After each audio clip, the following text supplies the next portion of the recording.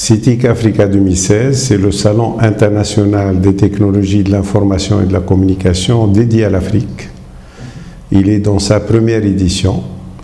Bien sûr, ce salon vise deux objectifs principaux. Le premier, c'est d'essayer un petit peu de mobiliser l'offre tunisienne d'éthique et voir un petit peu son interaction avec les autres secteurs de l'économie, sachant que les technologies de l'information, c'est un vecteur d'amélioration de la compétitivité et un vecteur de l'innovation. Deuxième axe, c'est un petit peu la partie africaine.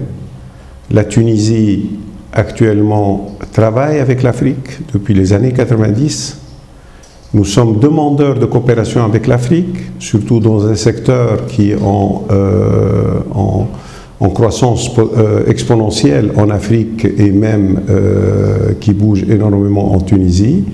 Et donc, pour nous, le réseautage tuniso-africain peut être un atout majeur à la fois pour permettre aux entreprises tunisiennes de mieux profiter du partenariat avec l'Afrique, mais aussi pour permettre à ces entreprises d'améliorer sa pénétration en Afrique et mieux travailler avec l'Afrique.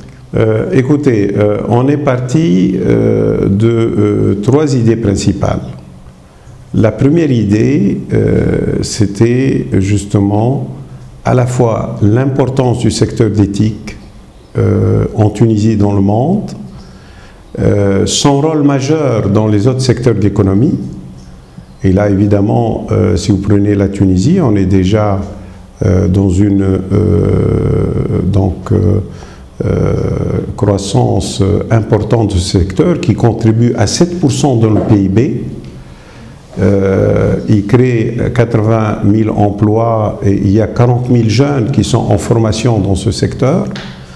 Et donc ça, c'est déjà un aspect extrêmement positif et si nous voulons développer la Tunisie, développer l'emploi, c'est un des secteurs qui peut être porteur. Deuxièmement, l'Afrique, comme je l'ai dit tout à l'heure, il y a une croissance potentielle. Je vous donne deux chiffres.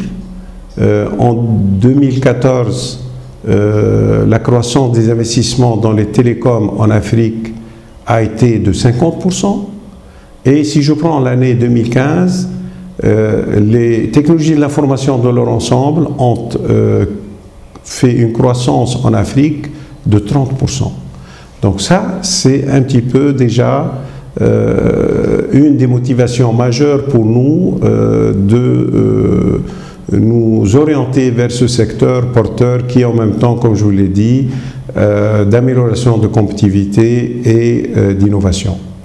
Le deuxième facteur qui nous a poussé vers cela, moi j'étais jusqu'en 2012 PDG de l'Agence de promotion de l'industrie et de l'innovation et je savais déjà que si nous voulons que notre industrie puisse garder ses avantages compétitifs, puisse améliorer sa compétitivité et aller plus dans l'innovation, elle se devait de se numériser.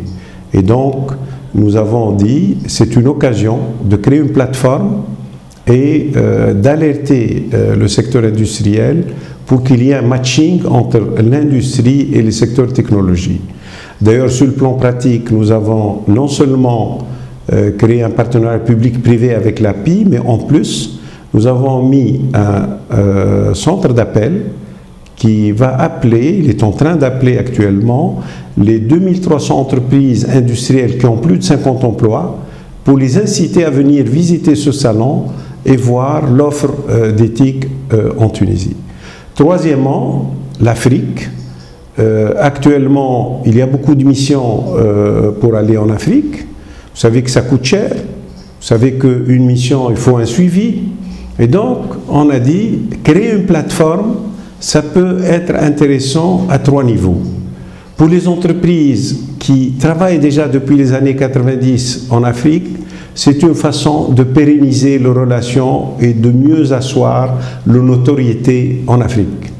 Pour les entreprises qui démarrent et qui sont en train de mettre des budgets énormes pour aller en Afrique, Cette opération, en ramenant des visiteurs et des décideurs publics et privés africains, cela nous permet à ces entreprises-là de les initier à cette approche et de nouer déjà les premiers réseautages pour aller de l'avant dans cette direction. Et troisièmement, nous avons les start-up.